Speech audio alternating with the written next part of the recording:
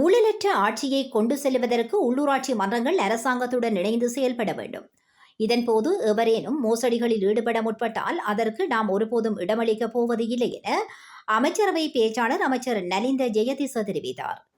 நேற்று செவ்வாய்க்கிழமை இடம்பெற்ற அமைச்சரவை தீர்மானங்களை அறிவிக்கும் ஊடகவியலாளர் மாநாட்டில் இதனை தெரிவித்த அவர் மேலும் குறிப்பிடுகையில், நாட்டை அபிவிருத்தி பாதையில் கொண்டு செல்வதற்கான எதிர்பார்ப்புடனேயே நாம் ஆட்சி அமைத்திருக்கின்றோம். அதற்கமைய பிரதேச அபிவிருத்தி குழு கூட்டங்களிலேயே கிராமிய அபிவிருத்தி குறித்த தீர்மானங்கள் எடுக்கப்பட உள்ளன. அரசாங்கத்துடன் இணைந்து இந்த நடவடிக்கைகள் முன்னெடுக்கப்பட்டால் அபிவிருத்தி இலக்குகளை அடைவதும் இலகுவானதாகும்.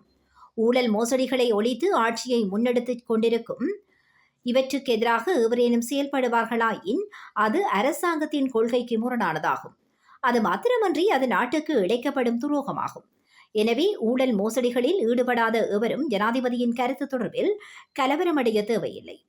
ஊழலற்ற ஆட்சியை கொண்டு செல்வதற்கு உள்ளூராட்சி மன்றங்கள் அரசாங்கத்துடன் இணைந்து செயல்பட வேண்டும். இதன்போது எவரேனும் மோசடிகளில் ஈடுபட முற்பட்டால் அதற்கு நாம் ஒருபோதும் இடமளிக்கப் போவது இல்லை என்றும் அவர் தெரிவித்துள்ளார்.